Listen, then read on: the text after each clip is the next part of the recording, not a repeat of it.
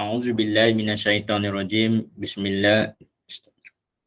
A'udzu billahi minasyaitonir rajim. Bismillahirrahmanirrahim. Assalamualaikum warahmatullahi wabarakatuh. Sebelum kita pergi dengan lebih lanjut, kita buka majlis pada malam ni dengan umul kitab Al-Fatihah. A'udzu billahi minasyaitonir rajim. Bismillahirrahmanirrahim. Alhamdulillahi rabbil alamin. Ar-Rahmanir Rahim. Maliki yaumiddin. Iyyaka na'budu wa iyyaka nasta'in. Ihdinas siratal mustaqim. Siratal ladzina an'amta 'alaihim ghairil maghdubi 'alaihim waladdallin. Amin. Alhamdulillahi rabbil alamin. Wassalatu wassalamu ala asrafi anbiya wal mursalin wa ala alihi wa sahbihi ajma'in. Amma ba'd. Bersyukur kita kepada Ilahi kerana dengan limpah dan kurnianya dapat kita bertemu pada malam ni, pada hari ini, hari Selasa, 7 hari bulan Februari tahun 2023, untuk siri kuliah yang seterusnya. Sebelum saya bercakap dengan lebih lanjut, semua orang jelas suara saya, semua boleh dengar, dan juga video saya juga, audio dan visual saya semua jelas? Boleh jelas semua? Boleh komen sikit? Okay, Alhamdulillah clear. Okay, terima kasih. Okay, insyaAllah seperti biasa pada malam ni kita akan membincangkan dua topik juga.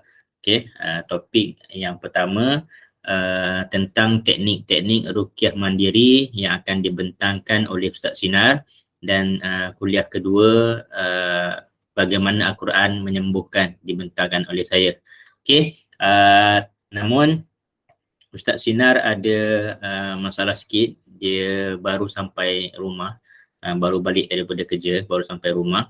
So insyaAllah sesi pertama saya akan membentangkan dahulu topik bagaimana Al-Quran menyembuhkan, dan insyaAllah dalam pukul 10 nanti Ustaz Sinar pula akan sambung untuk slot yang kedua tentang teknik-teknik ruqyah mandiri. Okay, insyaAllah walaupun Ustaz Sinar agak terlewat sikit, kita masih lagi akan meneruskan kuliah kita seperti biasa. InsyaAllah saya akan mulakan dulu topik yang pertama. Okay, ini adalah topik yang bagi saya asas yang paling kita kena faham dahulu. Okay.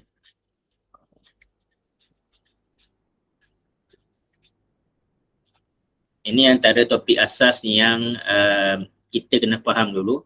Okay, bagaimana Al-Quran boleh menyembuhkan.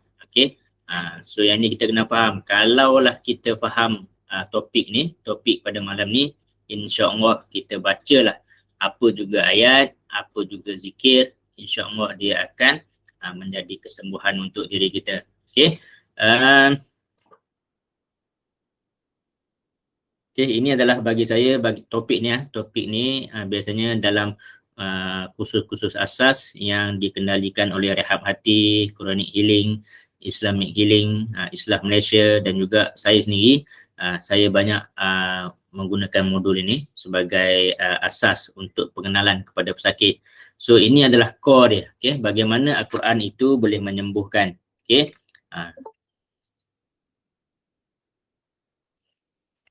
Okay, yang pertama sekali adalah niat. Okay, semua orang tahu setiap amalan kita adalah tergantung dengan niat.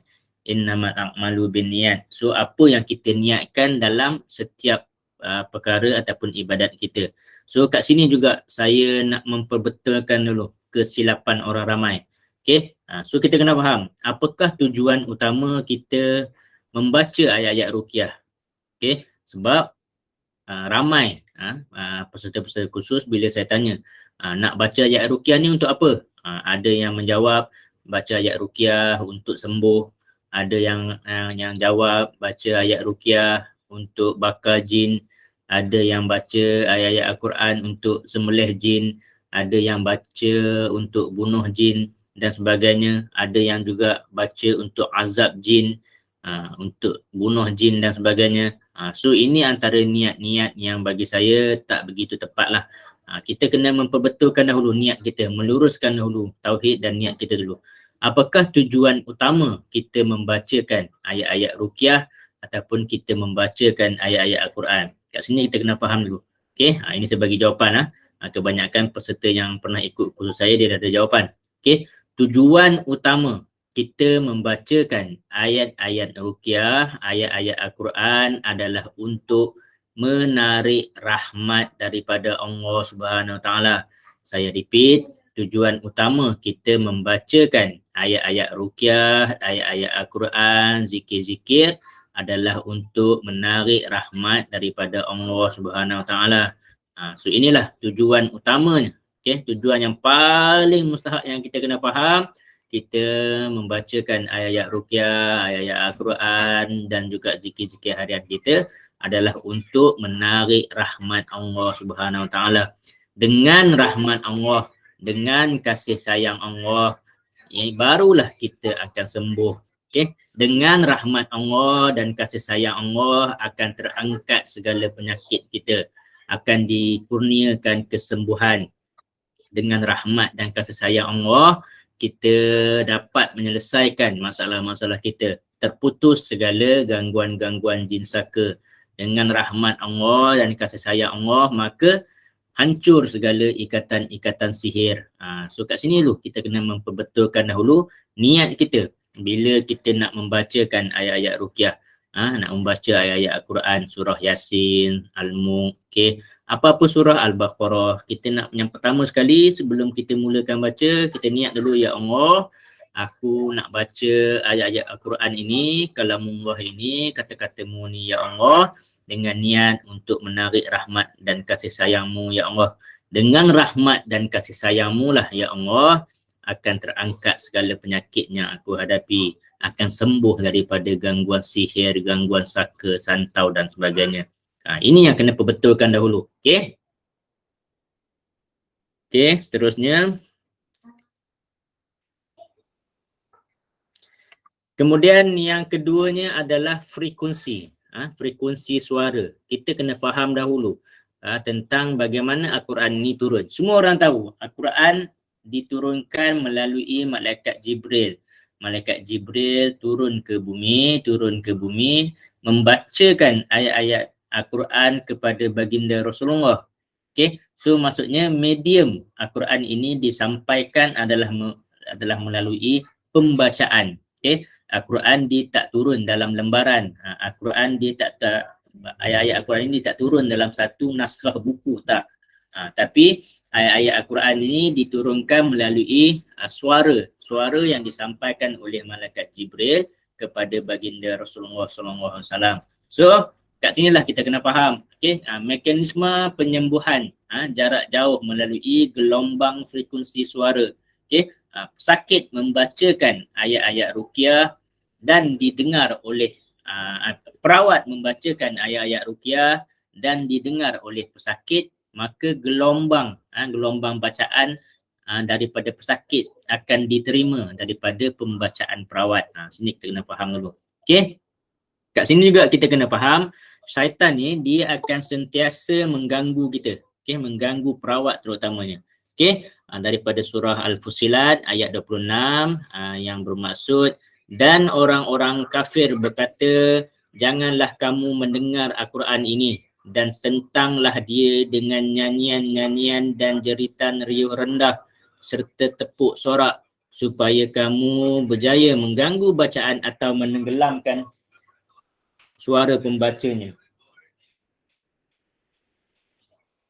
Okay. Dalam Al-Quran dah menjelaskan dah. Okay. Bila kita membacakan ayat-ayat Al-Quran, memang orang-orang kafir ni dia akan tentang bacaan kita. Okay. Sebab itulah berlakunya kadang-kadang rasukan, dan kebanyakan rasukan berlaku, pesakit akan menjerit-jerit. Okay. Dia akan menjerit-jerit, dia akan ketawa, dia akan mengilai-ngilai. Dan dia akan buat reaksi-reaksi bersilat, menari dan sebagainya. Tujuan dia adalah untuk mengganggu bacaan ataupun menenggelamkan suara pembaca dia. Okey. Kita rujuk pula dalil yang seterusnya daripada surah Al-Hajj ayat 72. Dan apabila dibacakan kepada mereka ayat-ayat kami yang jelas nyata, engkau akan dapat melihat pada muka orang-orang kafir itu tanda marah dan benci. Hampir-hampir mereka hendak menerkam dan menyerang orang yang membacakan ayat-ayat kami kepada mereka. Katakanlah wahai Muhammad, jika demikian mahukah aku khabarkan kepada kamu yang lebih buruk daripada apa yang telah menyebabkan kemarahan kamu itu. Ialah neraka yang telah dijanjikan oleh Allah kepada orang-orang yang kafir, dan itulah seburuk-buruk tempat kembali. So, Al-Quran juga telah menjelaskan bahawa bila kita membacakan ayat-ayat Al-Quran, akan orang kafir ni dia akan timbul rasa marah, rasa benci, seperti hendak menerkam dan menyerang orang-orang yang membacakan ayat-ayat Al-Quran. So inilah yang selalu berlaku. Okay? Bila perawat membacakan ayat-ayat ruqyah, ayat-ayat Al-Quran kepada pesakit, maka pesakit tadi dia akan bangun tentang nak menerkam, nak menyerang si perawat tadi. Sebab memang sifat orang kafir ni dia tak boleh dengar bacaan ayat-ayat ruqyah ni, tak boleh dengar bacaan ayat Al-Quran ni. So saya rasa pun juga ada dalam video di TikTok saya dan YouTube saya yang kes pesakit mengamuk dan juga menumbuk saya, menyerang saya dan sebagainya. Inilah yang berlaku. Okay. So kat sini kita ada package ayat-ayat ruqyah. So dalam amalan kita ruqyah seharian, kita pecahkan kepada beberapa bahagian lah. Ayat ruqyah mini itu yang paling asas sekali, iaitu Al-Fatihah, ayat kursi, 3 kul, okay, Al-Ikhlas, Al-Falaq, An-Nas. Ini adalah yang paling asas, paling basic sekali. Okay, merupakan ruqyah pendek lah. Okay, ayat ruqyah yang pendek untuk amalan kita seharian. Okay, amalan ruqyah yang lebih detail, lebih mantap sikit adalah seperti yang dalam slide tu, bacaan ayat-ayat ruqyah almost 20 ayat, ataupun yang mana yang pernah ambil buku saya, buku handbook terapi ayat-ayat ruqyah pembenteng diri ni, dia ada, saya dah susun dah dengan 20 ayat-ayat ruqyah daripada surah Al-Fatihah sehinggalah kepada surah Al-Ikhlas, Al-Falaq, An-Nas. Okay, dalam ni saya dah susun cukup lengkap dah. Cuma tinggal order sahaja buku ni, beli dan amalkan sahaja. Manakala package yang lebih sempurna di mana kita menggabungkan ayat-ayat ruqyah mini dan juga ayat-ayat ruqyah sunnah bersama dengan amalan-amalan ulama, tambahan-tambahan daripada ulama dan juga praktik ruqyah, dan kemudian kita gabungkan pula lagi dengan herba-herba dan lain-lain, supaya satu package rawatan yang lengkap. Okay. So kat sini juga ada salah satu yang kita kena faham. Okay. Ayat-ayat ruqyah ni bila kita bacakan kepada pesakit, dia ada satu gelombang tenaga, satu energi. Okay. Daripada pembacaan ayat-ayat ruqyah yang akan diserap oleh pesakit, di mana lantunan ayat-ayat suci ni, ayat Al-Quran ni, dia akan ada frekuensi, getaran-getaran terhadap sel-sel tubuh badan kita. So biasanya kat sini ada satu kajian daripada satu doktor ni, sel-sel kanser, sel-sel kanser hancur dengan frekuensi suara Al-Quran. Ini adalah satu kajian saintifik lah. Okay. Selain daripada itu juga, gambar yang di bawah tu juga adalah molekul air. Molekul air apabila dibacakan dengan ayat-ayat Al-Quran, molekul air tadi berubah bentuk daripada bentuk yang tak tentu hala kepada bentuk molekul air yang ada kristal, seperti kristal dan bercahaya. Ini ialah yang berlaku. So tujuan, bila perawat membacakan kepada pesakit, so pesakit mendengar bacaan ayat ruqyah tadi akan merangsangkan, memberi rangsangan, memberi kekuatan, getaran daripada frekuensi suara tadi diserap oleh tubuh badan melalui bendali-bendali air dan juga darah, yang akan memberi getaran-getaran kesembuhan terhadap pesakit. Okey. Okey, selain daripada itu juga perlulah kita baca ayat-ayat ruqyah tadi, ayat Quran tadi dengan keyakinan dalam hati. So mana nak datang yakin ni? Nak datangkan yakin bahawa ayat Quran ni menjadi rahmat, dengan rahmat menjadi penawar, perlulah adanya ilmu. Okey, dengan adanya ilmu ni lah baru akan datang keyakinan. Dia sama je sifat dia. Kalaulah kita ni ada taekwondo, ada taekwondo, kita nak masuk pertandingan. So macam mana kita nak yakin dengan skill taekwondo kita tu? Kita perlulah belajar dulu cara nak menumbuk, cara nak menendang, cara nak menepis dan sebagainya. So bila kita belajar, barulah kita ada ilmu. Dengan ada ilmu itulah baru akan datang keyakinan. Sama juga bagi perawat-perawat ataupun pesakit. Nak yakin dengan Al-Quran, nak yakin dengan mukjizat Al-Quran ni, perlulah ada ilmu. Kena belajar dahulu, teknik-teknik dia, kenapa jadi macam tu, kenapa jadi macam ni, bagaimana cara baca apa semua tu, barulah akan menjadikan rangsangan untuk sembuh. Kita kena faham dahulu. Okey.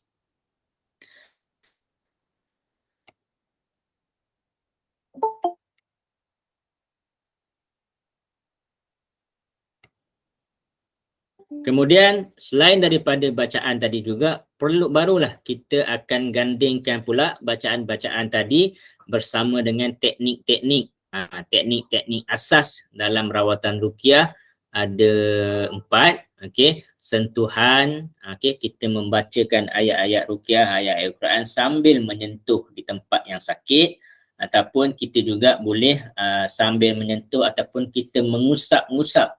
Kita bacakan ayat kursi sambil mengusap di tempat yang sakit, ataupun juga kita baca sambil menepuk, menepuk-nepuk di bahagian sakit bahu, kita tepuk-tepuk, ataupun juga kita memicit, kita tekan kat mana kita sakit, kita picit jari-jari, urat-urat, kita menggabungkan teknik-teknik ni. Dan juga yang terakhir, kita meniupkan kepada pesakit. Selesai kita baca ayat ruqyah, kita tiup pada sakit. Mudah-mudahan Allah dengan rahmat dan kasih sayang Allah tadi, Allah Subhanahu Wa Taala mengangkat segala penyakit yang ada pada kita ataupun pada pesakit, kalau perawat yang bacalah. Okey. So teknik-teknik ni, yang teknik-teknik ni saya tak kembangkanlah pada hari ni. Kita kena masuk kuliah lain nanti. Okey. So selain daripada itu juga, kita juga perlu kenal dengan musuh kita. Kita sekarang ni kita nak berperang, dan nak lawan dengan iblis dan juga tentera-tenteranya syaitan, jin dan syaitan. So untuk kita berperang, kita perlu ada strategi. Kita perlu juga kenal siapa musuh kita. So dalam kitab karangan Ibnu Jauzi yang bertajuk Talbis Iblis, ini kitab yang betul-betul komprehensif, lengkap. Boleh cari je kitab ni, Talbis Iblis karangan Ibnu Jauzi. Dah ada banyak terjemahan di Malaysia yang akan menerangkan secara terperinci selok-belok tipu daya syaitan. Kadang-kadang kita nampak macam inilah yang selalu terjadi kepada kita, terpedaya dengan tipu daya. Berubat dengan Tok Bomoh mungkin sembuh. Pernah berlaku, berubat dengan Tok Bomoh juga sembuh, berubat dengan Bomoh orang asli juga sembuh, berubat dengan Tok Chang juga sembuh. Tapi bagaimana dengan akidah kita? Ini adalah semuanya tipu daya iblis tadi untuk memesongkan akidah kita dan menyesatkan kita. So kita kena faham dahulu. Okay? So samalah. Kalau kita sendiri pun, misalnya orang nak main bola sekalipun, hari itu kita tengok Piala Dunia Brazil dan juga nak lawan contohnya dengan Portugal dan sebagainya. So mereka tak boleh nak serang ataupun sembrono gitu je menyerang. Mereka perlu menyusun strategi. Mereka perlu kenal siapa musuh mereka, siapa striker dia dan sebagainya. So kita juga macam tu. Kita kena kenal dengan tipu daya iblis ni dulu. Barulah kita boleh lawan daripada iblis tu. Okey. Yang seterusnya, Kita juga perlu membangunkan perisai-perisai, benteng-benteng diri. Selain daripada tadi, kita perlu membangunkan benteng diri. Kita dah tadi nak berperang. Kita nak berperang pun kita perlulah ada benteng diri kita pula. So bagaimana kita nak bangunkan benteng diri kita? Itulah dengan benteng diri ni juga dia bukanlah satu amalan sahaja memadai. Tak. Kebanyakannya apa yang saya nak boleh bagi tahu, apa juga amalan-amalan kita, itulah benteng diri. Kebanyakan daripada kita, mindset orang kita, dia selalu tersilap. Bila sebut amalan benteng diri tu, hanyalah khusus dengan satu-satu amalan tu sahaja. Kononnya kalau kata ayat kursi itulah semata-mata yang menjadi benteng diri, ataupun 3 khul itulah yang menjadi benteng diri. Dan kebanyakan daripada orang juga, dia memang selalu PM saya, Ustaz Kamarul, Coach Kamarul, boleh tak ajar saya amalan benteng diri?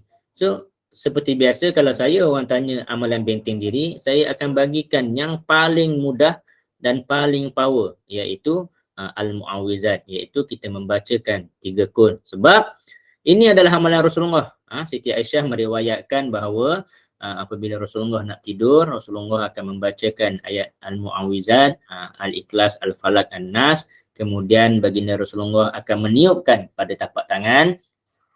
Kemudian baginda akan mengusapkan ke seluruh badan. Itulah amalan benteng diri yang paling power sekali, yang paling ampuh sekali. Sebab apa? Sebab itu adalah amalan yang Rasulullah buat. Okay. So selain daripada itu, kita kena faham amalan benteng diri ni dia bukan hanya semata-mata satu tadi 3 qul saja. Wuduk juga menjadi amalan benteng diri kita. Sebab kita berwuduk, kita akan ada satu layer benteng lain. Kita bangun solat malam, solat tahajud, solat taubat, solat duha, kita telah menjadikan solat malam tadi juga sebagai salah satu benteng diri kita. Tadi maghrib kita pergi ke masjid, solat berjemaah. So dengan solat jemaah tu juga akan menjadi benteng diri kita. Kita bangun pagi esok, selepas subuh kita dah pergi kerja dekat office, kita buat lagi solat duha. Solat duha tu juga akan mendatangkan rahmat Allah. Rahmat Allah inilah yang akan menjadi benteng kepada diri kita. Kemudian kita bersedekah. Okay, kita pergi beli nasi lemak, harga nasi lemak RM4. Kita bayar RM5, kita sedekah lagi RM1 tu kepada peniaga tu. Sedekah RM1 itulah yang akan menjadi benteng diri kita. Okay. Yang tadi kita cakap dah ayat Mu'awwizat ataupun Al-Quran. So kita baca. Tak kisahlah nak baca berapa banyak pun. Okay. Nak baca 1 ayat, nak baca 2 ayat, nak baca 1 muka surat, nak baca 1 juzung. Semuanya akan menjadi amalan benteng diri kita kalau kita betul niat kita. Okay. Dan kita kena faham. Saya juga jenis tak suka sangat kepada pengkhususan ayat. Ayat ni untuk sakit ni, ayat ni untuk sakit ni, ayat ni untuk sakit ni. Keseluruhan ayat Al-Quran itu adalah penawar. Keseluruhan Al-Quran itu adalah syifa. So kita boleh baca sahaja. Mana-mana ayat pun insya-Allah akan jadi penawar. Sebab niat kita dah betul. Niat kita tadi adalah Al-Quran sebagai untuk menarik rahmat. So tak kira lah ayat mana-mana pun. Kesemua ayat Al-Quran itu adalah rahmat dan kasih sayang Allah. Maka dengan rahmat tu barulah kita sembuh. So selain pada kita baca ayat Al-Quran, cuma pengalaman-pengalaman guru, pengalaman-pengalaman tajribi daripada guru dan juga ulama, mereka menyusun ayat-ayat yang lebih khusus dengan pengalaman-pengalaman mereka dan juga amalan-amalan Rasulullah, ayat-ayat Al-Quran yang lebih khusus untuk rawatan dan kesembuhan. Itu sahaja. Tapi basically kita nak baca ayat mana-mana sahaja pun tak ada masalah. Cuma bila kita belajar dengan lebih lanjut, dengan lebih detail, kita akan dapat tahu bahawa ayat-ayat ruqyah ni kebanyakannya menceritakan tentang kekuasaan Allah, menceritakan tentang kebesaran Allah, menceritakan tentang kekuatan Allah, ceritakan tentang azab api neraka. So ayat-ayat ini merupakan satu amaran-amaran kepada jin-jin yang kafir dan kufur ni. Okay. So benteng-benteng lain pula seperti zikir-zikir harian, zikir maksurat, doa-doa yang kita baca nak hancurkan sihir, nak hancurkan saka dan sebagainya. Kita berpuasa, Amalan berpuasa ni antara satu amalan yang memang akan membantu kita untuk mengalahkan jin-jin dalam badan. Okay. So secara umumnya kita kena faham benteng gaib ni dia bukanlah satu amalan tunggal. Maksudnya amal satu saja kita dah jadi benteng, tak. Tapi dia adalah gabungan amalan-amalan kita seharian. Ada pagi kita buat wudu, kita solat malam, kita solat jemaah, solat duha, sedekah, baca Al-Quran, zikir, puasa, apa-apa lain, apa-apa juga amalan kita seharian, maka setiap satu perkara tadi dia akan menjadi satu benteng. Wuduk satu benteng, satu lingkaran, solat malam satu lingkaran, solat duha satu lingkaran benteng, sedekah satu benteng. Maka setiap hari kita telah menjadikan berpuluh-puluh benteng gaib dalam tubuh badan kita. Barulah jin dan syaitan tadi dia tak akan tembus masuk ke dalam tubuh badan kita. Kita kena faham macam tu dulu. Ini tak, dia hanya baca ayat kursi satu je. Itu baru salah satu. Ayat kursi itu baru salah satu. Doa masuk yang kedua. Kita berwuduk masuk yang ketiga. Kita bersedekah masuk yang keempat. Kan dah ada 4 benteng diri. Barulah dia akan lebih tebal dan kuat. Okay. So kat sini kena faham ni dululah. Okay, kena faham ni dulu. Okay. So bagaimana kita nak sembuh tadi, perlulah kita kena faham frekuensi suara tadi, bacaan ayat-ayat ruqyah tadi dengan bacaan tajwid yang betul, sebutan makhraj yang terbaik, maka itu merupakan sebagai ibaratnya sebagai salah satu pedang yang tajam. Frekuensi suara ni kita baca dengan alunan yang baik, tajwid yang baik, sebutan makhraj yang betul, merupakan salah satu, kita ibaratkan analogi sebagai pedang yang tajam. Niat keyakinan kita pula, dia akan dia akan beri kita fokus kepada rawatan, kemudian teknik-teknik ampuh kita gandingkan. Tadi kita dah ada frekuensi suara, bacaan ayat ruqyah ibaratkan sebagai pedang yang tajam, tapi kita kena gabungkan pula dengan teknik-teknik cara nak bermain pedang. Ada pedang tajam tapi tak pandai nak libas, tak pandai nak tikam, tak jadi juga. So kena ada teknik-teknik bermain pedang misalnya. Okay, selain daripada itu juga, selain daripada dah tahu teknik pedang, kita tadi nak pergi berlawan dengan harimau, kenalah kita kenal dulu dia punya tabiat musuh kita tu. Kena kenal dulu macam mana tindak balas harimau ni, dia nak terkam macam mana, kita nak elak macam mana. Kita kena kenal dulu akan musuh kita. Kemudian yang last sekali, walaupun kita dah ada pedang yang tajam, kita dah belajar teknik-teknik nak bermain pedang, tapi tak dapat lari juga, kita perlu ada perisai-perisai, baju-baju perisai untuk menjaga kita lagi, supaya kalau berlawan dengan harimau tadi, cakaran-cakaran dia tadi masih lagi ditampung, ditampung ataupun dihalang oleh perisai, baju perisai kita. So kesemua ni lah perlu digabungkan dan difahamkan dahulu. Barulah ayat-ayat Al-Quran tadi, ayat ruqyah tadi akan memberi impact ataupun kesan yang maksimum terhadap kesembuhan kita. Sebab itulah kita kena tengok kenapa kita ni dah hafal ayat kursi ni dah lama. Daripada kecil kita dah hafal ayat kursi, tapi kalau kita baca ayat kursi tak ada apa-apa pun berlaku. Relax je. Kalau kita berhadapan dengan orang histeria pun, kita baca ayat kursi pada dia, dia tengok, dia senyum je. Silat hari bulan dia ikut lagi baca ayat kursi tu.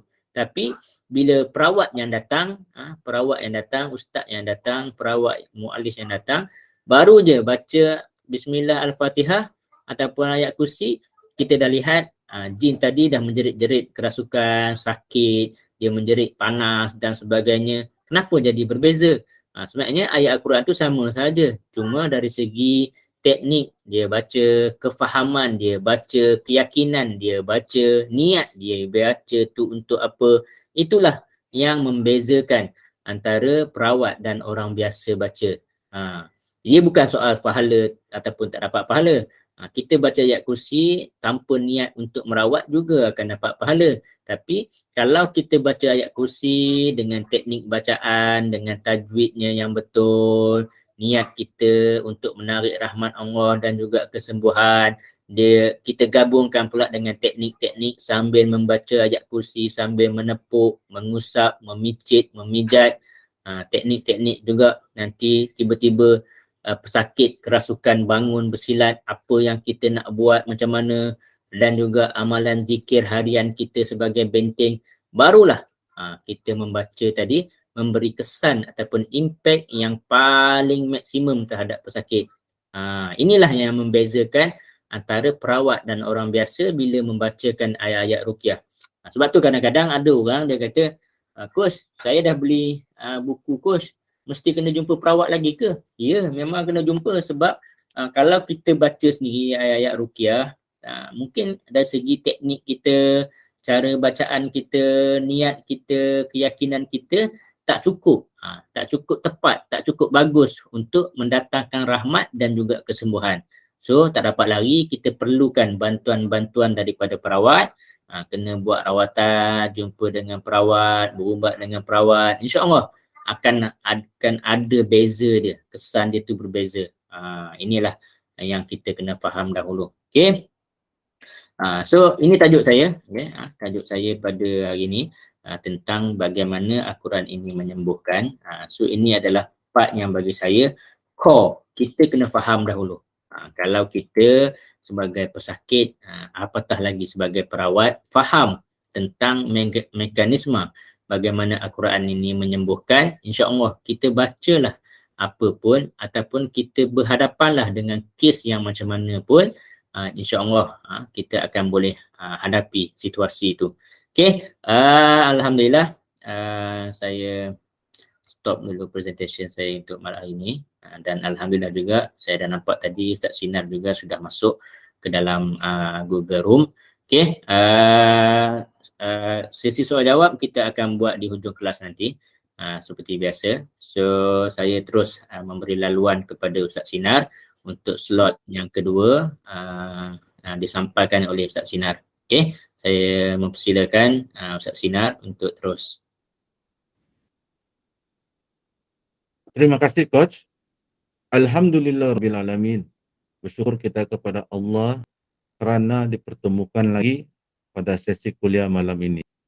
Pada malam ini saya akan kuliah untuk sesi kedua sebab saya ada lambat sikit balik dari kerja, jalan sangat jam, jadi baru juga sampai. Jadi telah saya berbincang dengan coach tadi bahawa coach yang ambil slot ataupun sesi pertama, saya akan bagi kuliah untuk sesi kedua. Kuliah saya pada malam ini adalah berkenaan teknik-teknik ruqyah mandiri dan ruqyah keluarga. Ini adalah kuliah ulang kaji, tapi mungkin ada penerangan-penerangan tambahan dan soalan-soalan tambahan. Dan juga tajuk saya pada malam ini berkaitan dengan apa yang disampaikan oleh coach tadi. Cuma kita akan lihat dari sudut teknik-tekniknya pula. Saya akan buka slide.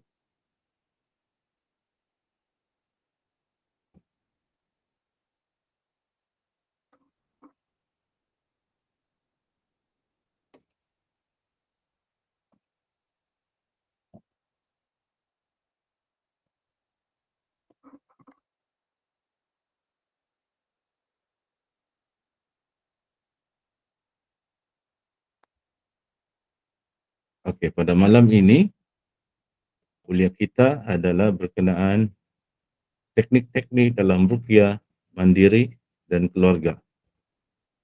Ini adalah kuliah untuk kita memahami, dan apabila kita faham, kita boleh praktikkan.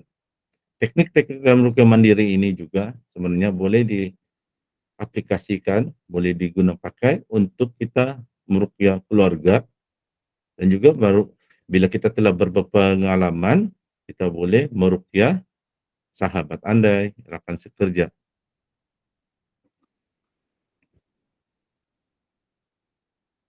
Okey, kita teruskan. Dalam teknik-teknik yang biasa digunakan dalam ruqyah syariah, untuk ruqyah mandiri, maksudnya melakukan sendiri, iaitu meruqyah diri sendiri, ataupun meruqyah keluarga, Dia ada lebih kurang 7 atau 8 teknik. Yang pertama, kita baca ruqyah, lalu tiup nafas ke air. Yang kedua, kita baca ruqyah di hadapan pesakit tanpa tiupan atau sentuhan, ataupun kita baca sendiri untuk diri kita. Yang ketiga, kita baca ruqyah dengan sentuhan tapak tangan di tempat sakit atau di atas kepala. Kita boleh sentuh sendiri atau sentuh kepala pesakit, kepala anak kita, sentuh dada kita, sentuh dada pesakit sekiranya perawat dan pesakit itu sama-sama jantina ataupun mereka suami istri. Seterusnya, ruqyah dengan tepukan ringan ke bagian tubuh pesakit. Kita akan huraikan lagi lebih lanjut selepas ini. Kita tengok satu persatu secara ringkas dahulu. Yang seterusnya, kelima, ruqyah dengan usapan ataupun sapuan ke bagian tubuh pesakit atau tubuh kita sendiri. Yang keenam, ruqyah dengan picitan atau dalam bahasa Indonesia, pijatan ke bagian tubuh yang sakit, termasuk juga tekan-tekan dengan ujung jari ataupun memicit. Yang ketujuh, ruqyah dengan tiupan nafas ke arah pesakit atau ke arah tubuh badan kita yang sakit. Dan yang ke-8, kita mendengar MP3 bacaan ruqyah.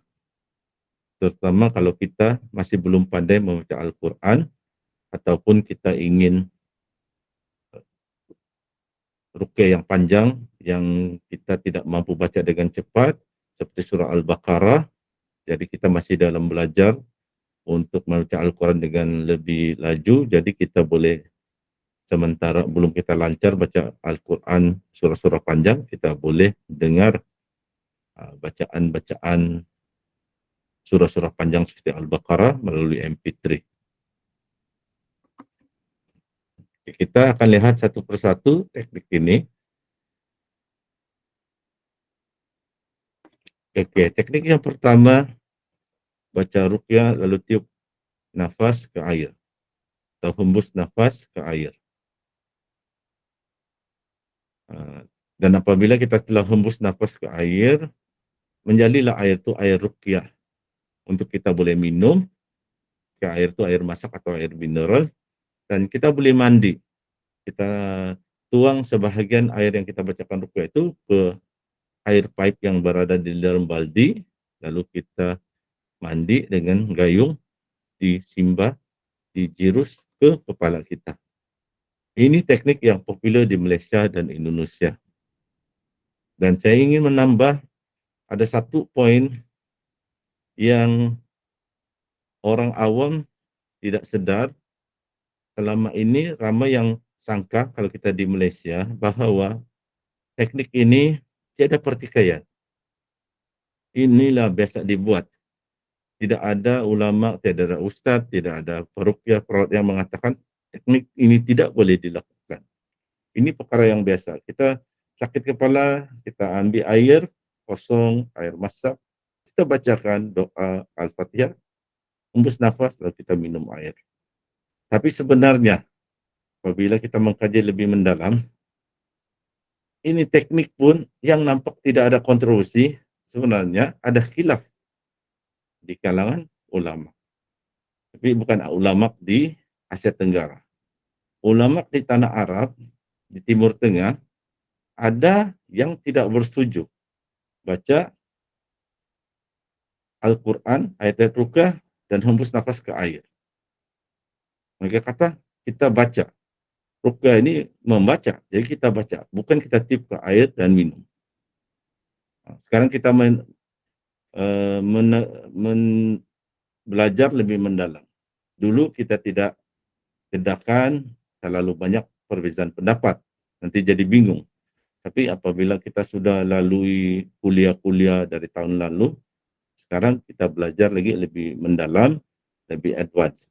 Teknik ini sebenarnya ada perbezaan pendapat juga. Malah kalau diperhalusi lagi, Ada yang berpendapat benda cecair seperti air, seperti jus boleh kita ruqyah. Minyak zaitun cecair kita boleh baca ruqyah, hembus lalu kita makan 1 sudu minyak zaitun atau 2 sudu atau kita sapu ke kulit kita. Tapi benda yang bukan cecair seperti kurma, contoh kurma ajwa terus dimakan, tidak lagi perlu dibacakan ruqyah untuk dihembus. Jadi ada berbagai pendapat. Mana satu untuk yang pendapat dipakai? Simple saja, senang. Tanya diri Anda, tepuk dada tanya selera. Siapa guru Anda? Jika Anda berguru belajar dengan Syekh Abu Al-Bara, Anda menganggap Syekh Abu Al-Bara adalah guru Anda, maka Anda akan ikut pengajarannya. Jika Anda merasakan guru Anda adalah Ustadz Musdar, maka Anda akan ikut Ustadz Musdar. Jika guru Anda adalah daripada Darussyifa, maka pengajaran Darussyifa yang Anda ikut. Jika Anda belajar dengan Darussalam, pengajaran Darussalam yang Anda ikut. Jadi begitu. Jangan bingung-bingung. Kalau belajar dengan saya, kalau saya dianggap guru oleh sebagian orang, maka dia ikut pendapat saya. Jika dia tidak setuju, dia rasa, Cina Ruqyah ini bukan pandai sangat nih. Banyak sekelentong. Nah ikutlah guru yang lain yang Anda belajar. Jadi begitu saja, simple. Anda belajar. Kalau Anda orang Arab, belajar di Arab, guru Anda kata tidak boleh baca ayat ruqyah, hembus di air, Anda pegang pendapat itu, peganglah. Cuma sebagai adat berilmu, orang yang berbeza pendapat dengan kita, jangan kita marah, jangan kita paksa dia ikut pendapat kita. Kalau sudah ada khilaf atau perbezaan pendapat. Oke, jadi ini yang kita kena paham. Teknik pertama, baca ruqyah, lalu tiup nafas ke air. Boleh digunakan untuk minum, boleh juga digunakan untuk mandi. Dan ini yang paling asas yang selalu di Malaysia, terutama sekiranya seseorang tuh buhul sihir ada di dalam tubuh badannya. Atau jin ada bersarang di tubuh badannya, di urat sarafnya. Tidak tahu di mana jin itu, adakah di otaknya, adakah melepak di sendi-sendinya. Jadi minum, air yang kita minum itu akan mengalir di seluruh badan kita melalui urat saraf. Dan boleh terkena jin tersebut, jin itu akan tersiksa, terazab, dan mudah-mudahan jin itu keluar secara sukarela. Atau mudah-mudahan jika dia tidak keluar secara sukarela, mungkin Allah akan cabut nyawanya. Dia akan mati dan sebagainya. Jadi bagaimana membuat air ruqyah? Air ruqyah ini selalu orang tanya, macam mana buat? Cara buat dia senang. Yang penting pandai baca Al-Quran. Tadi Kos Kamarul telah mengajar tentang bagaimana Al-Quran menyembuhkan. Pandai baca Al-Quran. Kalau tidak pandai baca Al-Quran, belajarlah. Tapi saya yakin di kalangan kita, umat Islam, paling kurang pun kita pandai baca surah Al-Fatihah. Sebab itulah yang diajar kita pada waktu budak kecil, sehingga itu yang kita selalu amalkan, kita selalu baca. Jadi paling tidak kita pandai baca Al-Fatihah. Maka bacalah Al-Fatihah sebagai ayat ruqyah. Jadi cara membuat ayat ruqyah ini seperti yang tertera, caranya yang paling ringkas, yang paling basic ialah kita sediakan air yang diletak dalam bejana atau mangkuk atau gelas atau botol mineral dan sebagainya. Dalam bekas. Lepas itu kita bacakan ruqyah syariah, yaitu ayat-ayat Al-Quran dan juga boleh dicampur dengan doa-doa daripada hadis Nabi ke atas ayat tersebut. Lepas itu kita akan, setelah kita habis membaca, kita tiupkan nafas atau hembus nafas ke dalam bejana, ke dalam bekas, ke dalam botol tersebut. Dan teknik ini ada lain guru, lain sedikit ajaran dia. Ada guru dia kata ada 20 kelompok ayat ruqyah, baca dari pertama sampai akhir, barulah hembus nafas. Ada pula yang mengajar, baca Al-Fatihah, hembus nafas.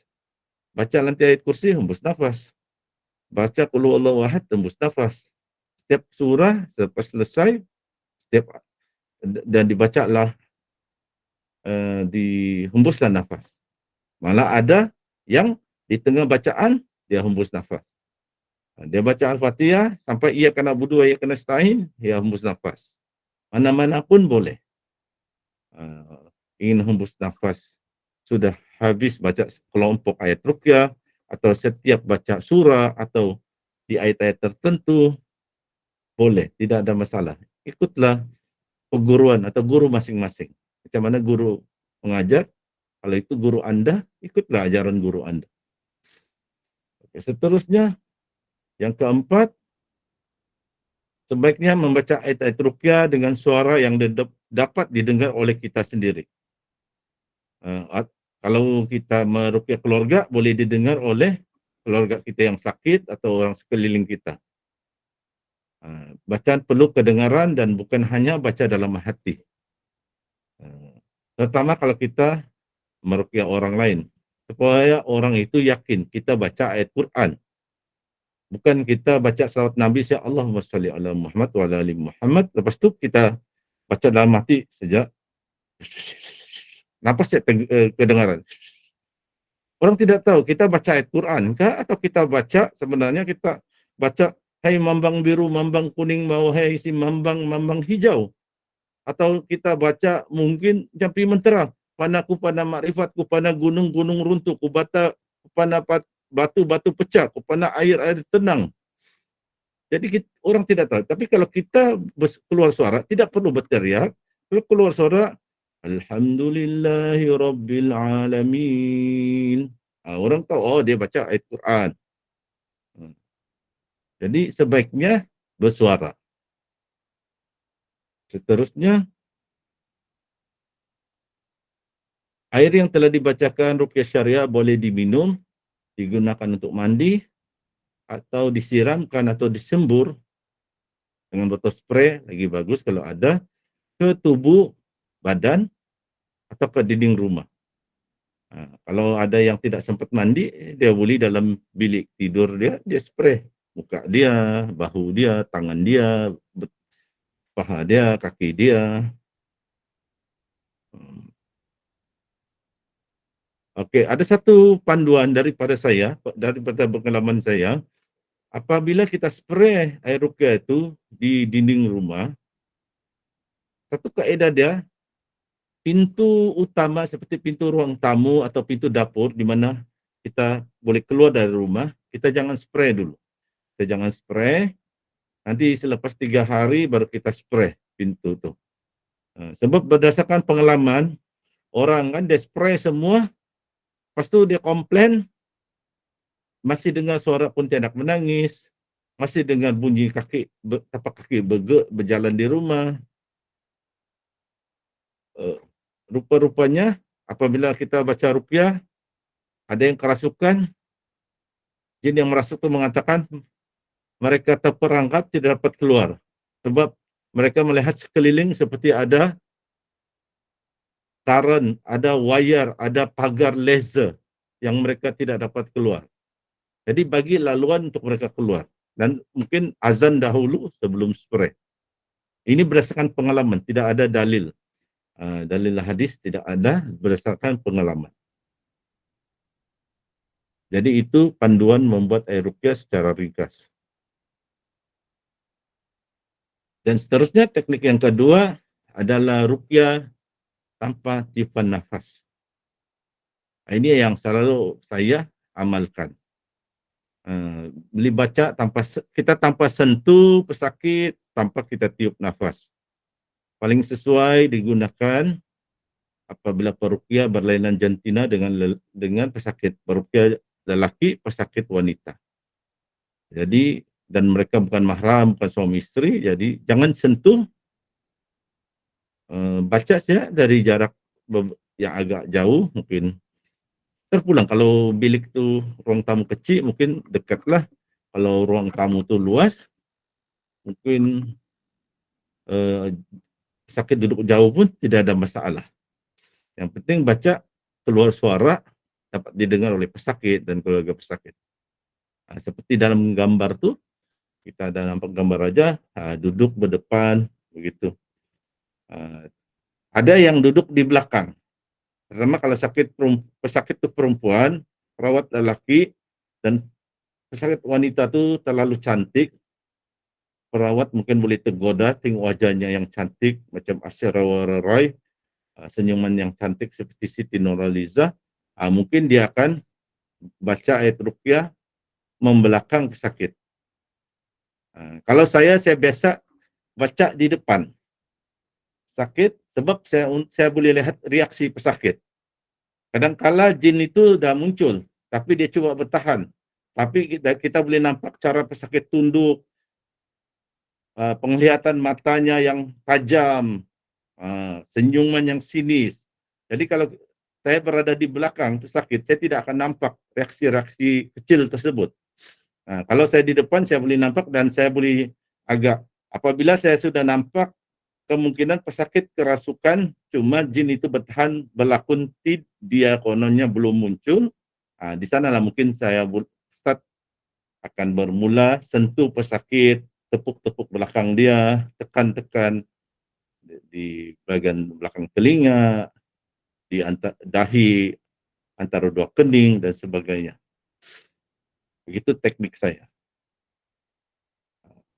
Seterusnya, teknik umum lagi yang ketiga adalah baca ruqyah dengan sentuhan. Kita sentuh di kepala. Ini selalu ada demonstrasi dibuat oleh Syekh Abu Al-Bara Usama bin Yasin Al-Ma'ni. Ya, biasanya pegang kepala. Malah dalam kitab Syekh Wahid Abdul Salam Bali pun dia sarankan sentuh ubun-ubun kepala. Cuma kalau Syekh Abu Al-Bara, yang saya pernah belajar dengan dia pernah datang ke Sabah bagi kursus ruqyah.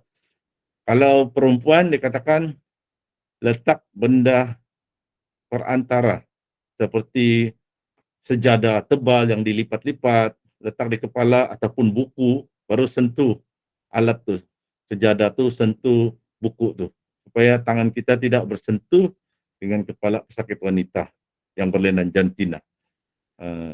Ada yang tidak setuju sarung tangan kalau nipis pun dia tidak setuju, mestilah sarung tangan tebal.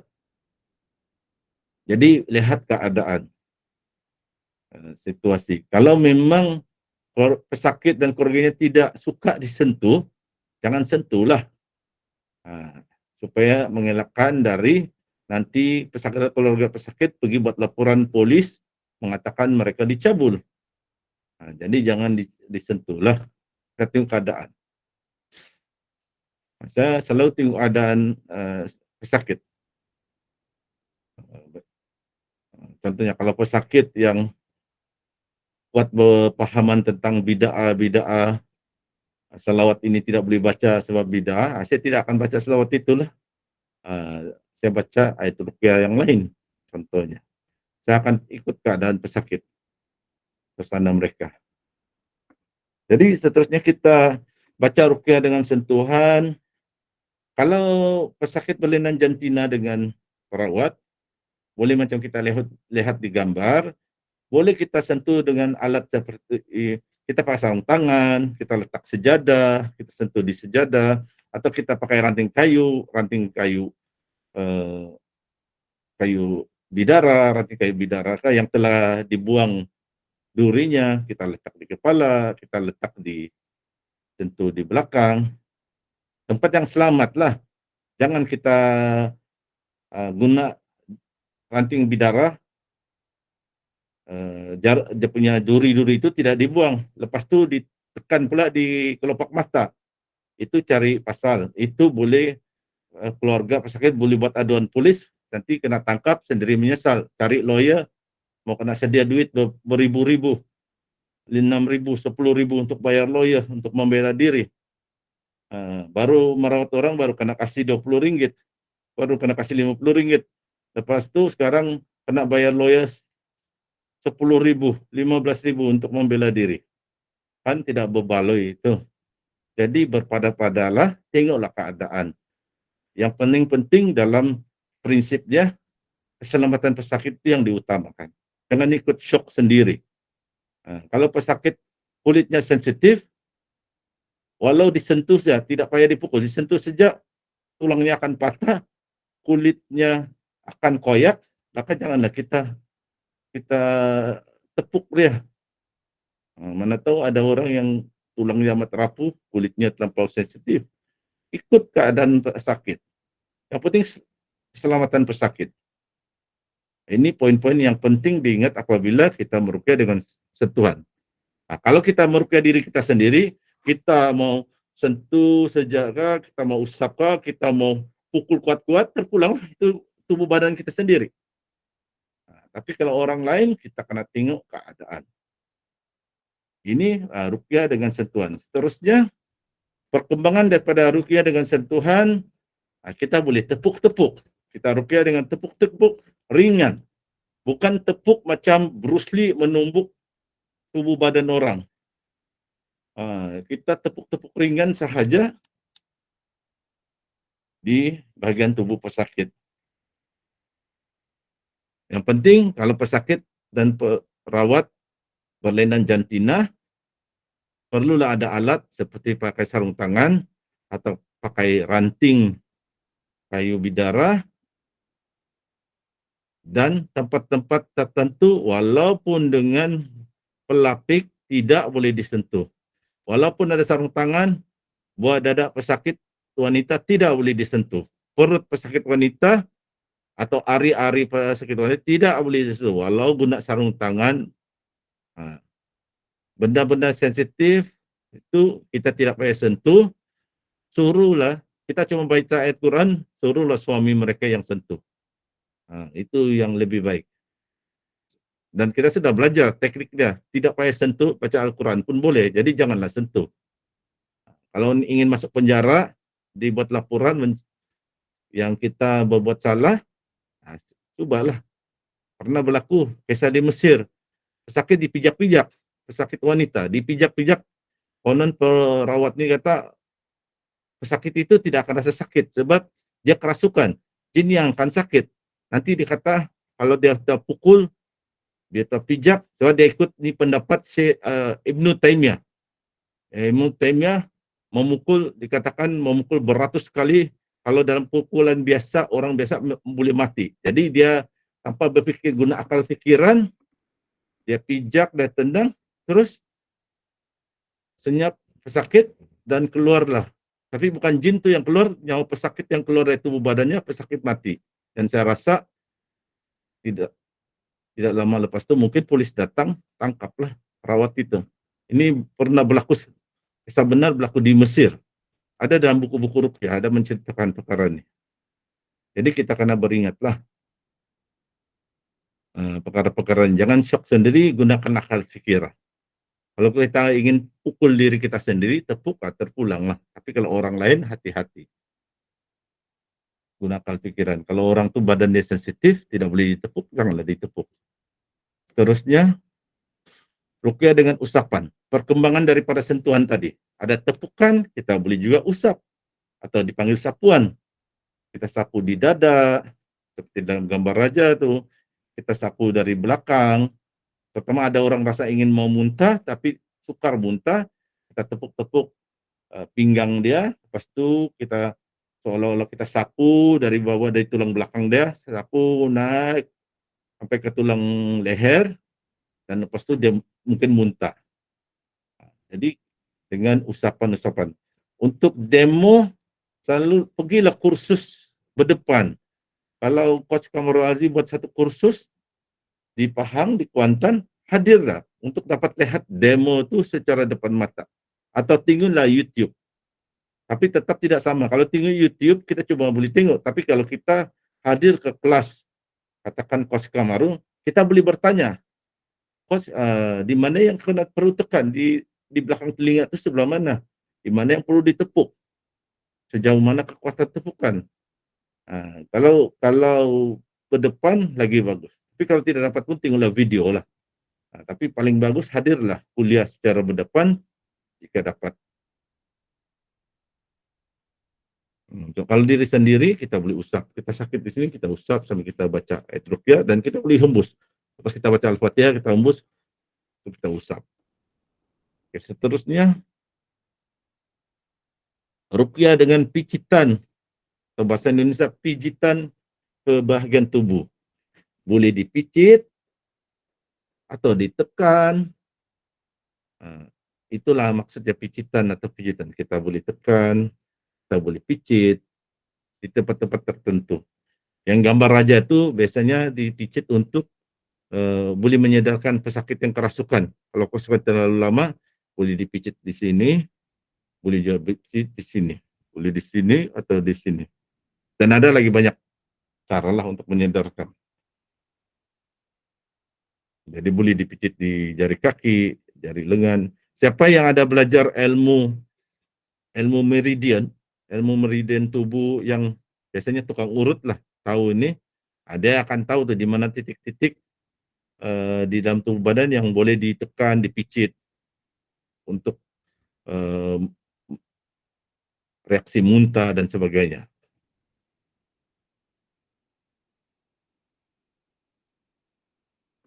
Seterusnya,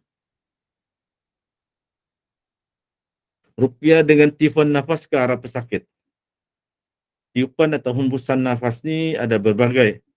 Ada lembut, tiup lembut saja, seperti meniup lubang jarum atau benang kah. Ada tiupan yang keras, ada seolah-olah meludah, gitu, seolah-olah meludah. Dan selalu terjemahan tiada yang tepat apabila hadis Nabi yang menghembus nafas itu, nafas, ditukar kepada terjemahan bahasa Melayu, dia kata meludah atau meniup nafas dengan sedikit meludah. Sebenarnya ada beberapa pendapat uraian daripada ulama juga. Yang dikatakan itu bukan meludah, jangan dikumpul kahak baru diludah. Yang dimaksudkan nafas dalam hadis Nabi itu adalah seolah-olah meludah tapi tidak meludah. Gitu, seolah-olah meludah tapi tidak meludah. Itu kena belajar secara berdepan lah dengan guru ruqyah atau ikut kursus, baru dapat didemonstrasikan bagaimana cara-cara tiupan itulah, ataupun tengok di video di YouTube lah. Begitu. Jadi boleh kita baca terus kita hembus nafas ke ubun-ubun sakit, atau tangan kita sendiri sakit terus kita baca, kita hembus nafas. Cuma yang ada perbezaan pendapat, bolehkah kita hembus nafas bukan ke arah pesakit, bukan ke arah tubuh kita yang sakit, tapi ke arah benda lain. Macam tadi air, kita hembus nafas ke air dan air itu jadi air ruqyah, kita minum atau kita buat mandi. Ataupun kita simpan duit di dalam satu kotak dan kita simpan di dalam almari, kita takut dicuri, toyol dan sebagainya. Selain kita baca ayat-ayat ruqyah, contohnya ayat kursi, lepas daripada kita itu kita hembus nafas ke arah kotak kita menyimpan duit tersebut. Ada mengatakan tidak boleh, baca saya, jangan hembus. Ada katakan boleh dihembus. Jadi itu perbezaan pendapat. Ikutlah mana yang guru Anda, tuan-tuan, puan-puan, datuk-datuk, datin-datin, saudara-saudara, saudari-saudari, mana guru ajar, tuan-tuan, puan-puan, itu ikutlah yang guru ajar. Kalau Anda sendiri tidak percaya dengan guru Anda, pergi belajar lagi dengan guru lain. Tidak perlulah mempertikaikan guru itu sudah lama makan garam, dia ajar. Kecuali guru itu memang dikenali mengajar ajaran sesat. Tapi kalau guru itu juga peruqyah, cuma ada perbezaan pendapat, ikutlah. Kalau suka pendapatnya ikut, tidak suka, pergi lagi belajar dengan guru lain. Saya sendiri, sebahagian pendapat guru saya tidak ikut, tapi saya tetap hormat guru saya. Guru saya Ustadz Musdar, banyak ajarannya saya terima. Tapi ada pendapat dia juga, ada bagian-bagian tertentu saya pun berbeza pendapat dengan dia. Begitu juga saya belajar dengan Syekh Abu Al-Bara, Syekh Said Ahmad Abdu. Majority yang mereka ajar saya terima. Tapi ada perkara tertentu saya pun tidak terima bulat-bulat. Saya mungkin berbeza pendapat. Masing-masing ada pengajarannya. Macam Syekh Said Ahmad Abduh. Dia mengajar ada sihir tertentu perlu makan sejenis ikan untuk sembuh. Perlu makan sejenis burung untuk sembuh. Jadi dan boleh buat air ruqyah campur dengan irisan pokok kaktus yang telah dibuang duri lah. Iris-iris dicampur dalam air yang dibacakan ruqyah. Jadi macam-macam pendapat, kita ikut pendapat yang guru kita lah. Kalau kita sendiri tidak setuju dengan pendapat guru kita hormat guru itu, tapi kita tidak ikutlah pendapat dia. Gitu. Jadi macam mana cara hembusan kita ikut dengan guru kita masing-masing. Seterusnya, yang ke-8, teknik ke-8, ruqyah dengan mendengar MP3 bacaan ayat-ayat ruqyah. Perkara yang ini sesuai untuk satu, kalau orang tu dia tidak berapa pandai baca Al-Quran, daripada dia pergi ke Bomoh Siam, lebih baiklah dia dengar MP3 bacaan ruqyah. Jangan kita hina dia, jangan kita sindir dia kalau dia belum pandai baca Quran. Kita bagi dia motivasi untuk dia belajar baca Quran. Tapi buat sementara waktu suruhlah dia dengar MP3 bacaan ruqyah. Daripada kita kutuk-kutuk dia, kata kemana nak sembuh, baca Quran pun tidak pandai, last dia pergi ke sempadan Kelantan, Thailand, dia pergi jumpa Bomoh Siam. Jadi kalau memang dia tidak pandai, alternatifnya inilah MP3 bacaan ayat ruqyah. Dan ini bukan saja-saja ikut pendapat sendiri. Syekh Wahid Abdul Salam Bali pun antara ruqyah veteran yang terkenal, yang buku dia diterjemahkan, buku ruqyah diterjemahkan berbagai bahasa, bahasa Indonesia, bahasa Malaysia, bahasa Inggris, bahasa Perancis. Dia pun mengatakan dengar MP3 bacaan ruqyah. Cuma di buku dia edisi lama dia sebut dengar di kaset. Sekarang ni dulu ada CD, dengar di CD, atau sekarang ni MP3 sama ada di download ke handphone dan sebagainya. Dengar. Itu pertama, keadaan kalau orang tidak berapa pandai membaca ayat Quran. Atau orang pandai baca Quran, tetapi untuk surah-surah panjang, dia agak lambat. Kalau contohnya, dia baca surah Al-Baqarah, mungkin 3 jam baru siap. Merangkak-rangkak. Jadi, mungkin untuk pada peringkat awal, sebelum dia lancar baca, dia dengar surah Al-Baqarah. Oleh syekh-syekh tertentu dibaca, mungkin dalam 1,5 jam sudah selesai. Tidaklah sampai 3 jam dia baca sendiri slow-slow. Dia dengar. Memang kesan dia tidak sama dengan baca sendiri, tapi tetap juga ada kesan dia. Berbanding dengan pergi ke Bomoh Siam dan dukun-dukun. Dengar masih ada dia punya kesan. Paling tidak bila kita dengar bacaan Al-Quran, kita dapat pahala. Pun belum kita sembuh pun, tapi kita dengar bacaan Al-Quran, kita dapat pahala. Apabila kita diam-diam dengar, kita akan dapat pahala. Jadi, dan kalau yang paling, kalau orang yang sakit teruk, sakit serius, lambat sembuh, paling baik antaranya, dia kalau selain dia dengar surah Al-Baqarah tiap-tiap malam, dia dengar ayat kursi, tapi selama 2 jam. Paling minimum 2 jam. Insya Allah cepat tu baik. Dia ni malam dia dengar 2 jam ayat kursi. Esok dia dengar 2 jam. Memang sukar. Orang yang ada gangguan 15 minit ya mungkin dia dengar ayat kursi, dia tutup. Atau dia menguap atau dia tertidur. Tapi dia buat tiap-tiap hari insya Allah. Sampai 30 hari, sampai 60 hari, sampai 90 hari, dia akan jadi istiqamah. Jin itu akan melemah. Kalau jin itu tidak juga keluar secara sukarela, mungkin dia akan mati biiznillah. Jadi itu antara teknik dia, yaitu dengar MP3 bacaan ayat-ayat ruqyah. Dan saya syorkan kalau ingin dengar antara bacaan yang banyak kesan dia, saya ada di forum Ruqyah Syariah International yang ahlinya ada dari Amerika, dari India, dari Pakistan, dari England, Dia ramai, dan antara yang bila dibincangkan, antara yang selalu dorang ada reaksi kesan yang baik adalah MP3 bacaan Faris Abbad. Faris Abbad ni orang tidak berapa kenal. Sebenarnya dia adalah peruqyah veteran, cuma dia low profile. Dia adalah salah seorang imam di masjid, kalau saya tidak silap, di salah sebuah masjid di Riyadh, dan dia juga seorang peruqyah.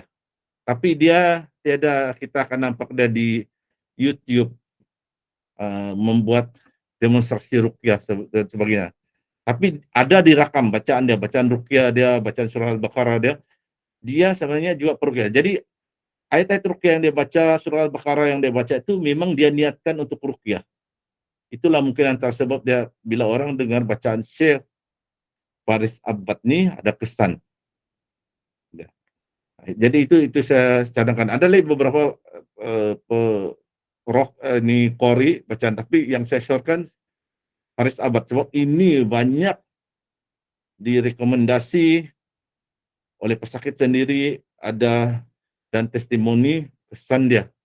Apabila orang yang kena penyakit ganjil yang teruk bertahun-tahun, bila dengar Faris Abbad, sebelum ni kena rawat apa tidak ada kesan, apabila dengar MP3 bacaan Faris Abbad ada reaksi. Terus mimpi yang ada petanda bahwa ada reaksi daripada mendengar terapi, mendengar MP3 bacaan ruqyah. Jadi ini jangan pandang remeh mendengar ruqyah, daripada langsung tidak pandai baca dan pergi kepada perawat-perawat yang dirawi, lebih baik dengar MP3 bacaan ruqyah atau bacaan surah Al-Baqarah, ayat kursi yang berulang-ulang selama 2 jam, lagi baik. Tapi dalam masa sama kita belajarlah baca Al-Quran siapa yang belum pandai. Oke, seterusnya, ini ada penambahan. Dulu kuliah dulu saya tidak ada sebut ini, sebab ini sebenarnya kuliah ulang kaji. Ini slide ni dari slide yang dahulu ada sedikit penambahan. Ini apa ayat yang perlu dibaca, antara dia contohnya ini. Set kelompok 20 ayat ruqyah. Ada dalam senarai, nanti bila saya share ini nota slide, bolehlah tengok dan semak di mushaf Al-Quran yang ada terjemahan. So kita kena tengok juga terjemahan dia untuk kita dapat tadabbur. Atau yang lebih mudah, boleh dan bacalah. Sebab di buku ini, buku tulisan Coach Kamarul Aziz, sebab 20 kelompok ayat tu ada di sini. Ada di sini. Jadi semua sudah tersusun 20 kelompok ayat. Terjemahannya pun ada, boleh baca daripada buku ini. Tapi ada orang kalau panjang, dia baru siap berkecimpung, baru belajar ruqyah. Kalau ayat ini terlalu panjang, ini yang kebiasaan lah orang untuk peruqyah menggunakan ayat ini untuk meruqyah. Kalau terlalu panjang, kasih pendeklah dia.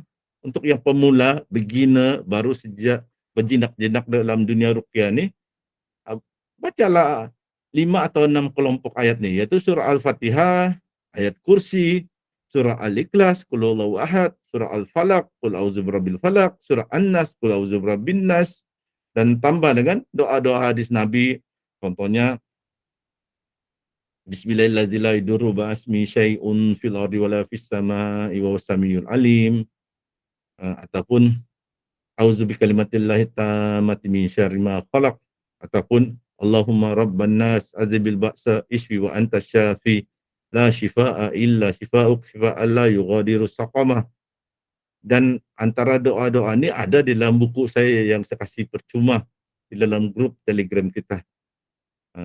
Dalam buku Coach Kamarul pun ada doa-doa juga dan zikir yang boleh dibaca.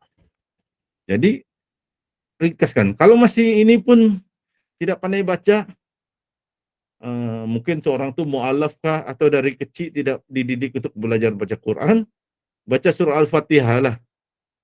Kalau surah Al-Fatihah pun tidak pandai baca, carilah buku-buku yang ada tulisan Rumi Al-Fatihah, bacalah dulu tu. Sambil tu carilah guru untuk belajar. Sekarang senang mau belajar. mengajar mengaji secara online pun ada sekarang. Tepuk dada tanya selera dan tepuk dompet, ada duit kah untuk bayar iuran. Jika ada, ya, ikut belajar. Tidak sia-sia belajar membaca Al-Quran ini. Sebab kita dapat pahala ilmu dan pahala membaca Al-Quran ini akan dibawa carry forward ke akhirat kelak nanti. Dan pahala membaca Al-Quran ini amat besar. Jadi ini ayat-ayat ruqyah. Tapi ada pula yang tidak puas hati dengan 20 kelompok ayat tadi. Terlalu ringkas, terlalu sedikit bagi dia. Sebab dia memang seorang qori, bacaan merdu. Dia boleh baca mujawad boleh, murattal boleh, taranum bayati dia boleh, taranum ras dia boleh, taranum jiharka dia boleh. Dia ingin ayat yang lebih panjang. Jadi dia bolehlah baca ni ada 50 kelompok ayat. Ini 50 kelompok ayat ni diajar oleh Syekh Abu Al-Bara Usama bin Yasin Al-Ma'ani.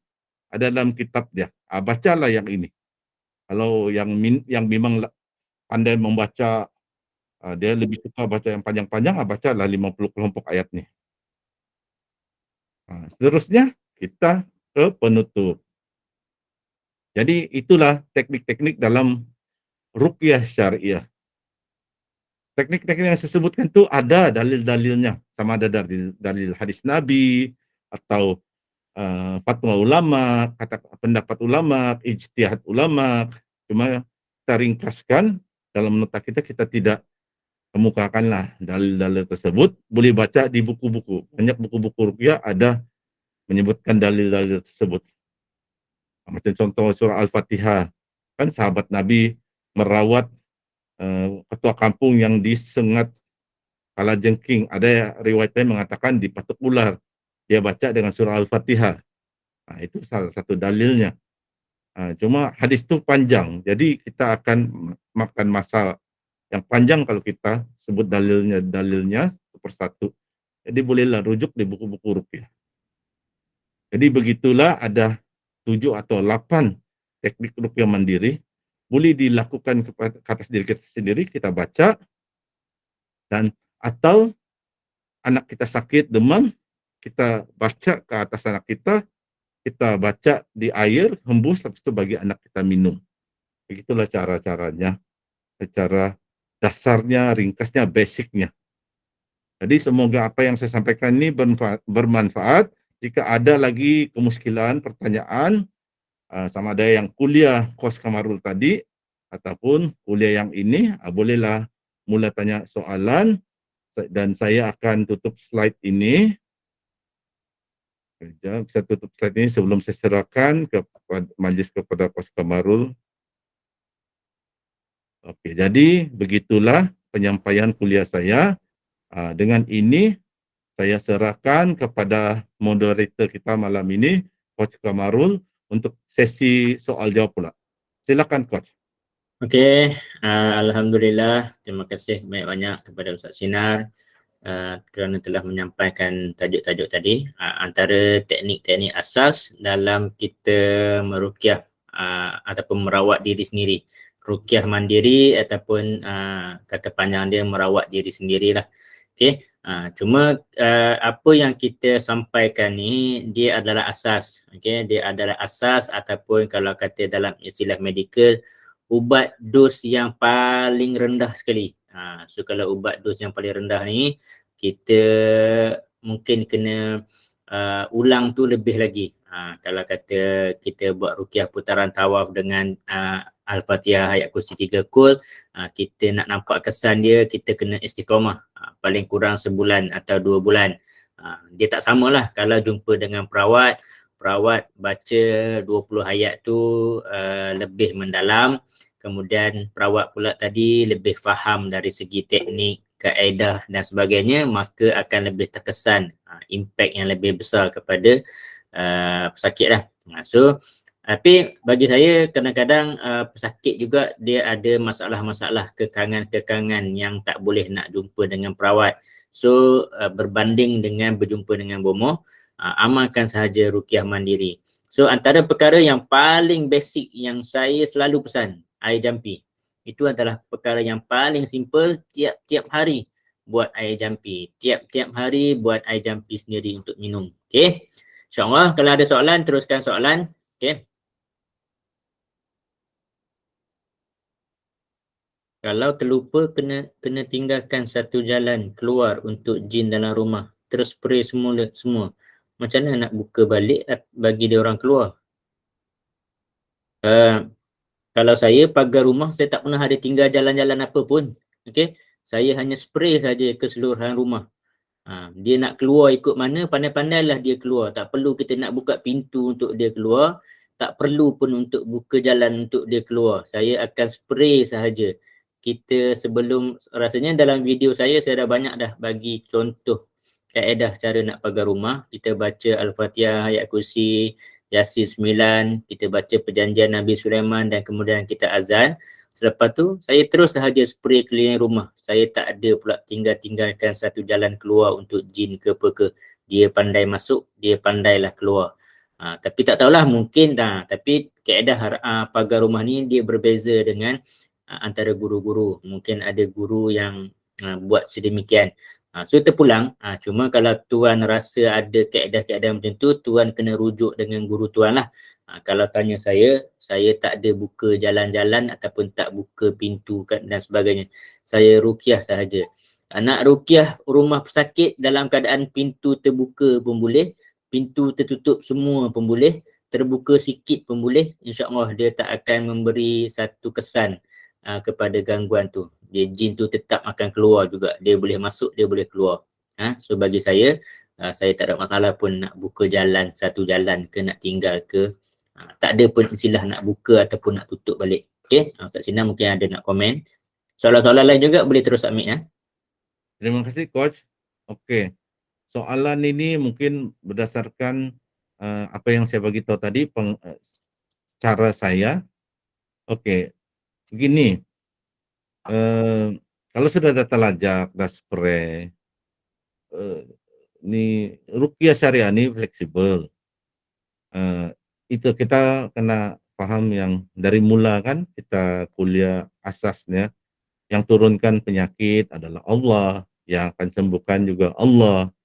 Jadi begitu juga lah. Kalau kita spray, sudah kita spray semua, tiba-tiba masih dengar bunyi tapak kaki, bunyi guli jatuh di atas siling rumah dan sebagainya. Dah spray air ruqyah.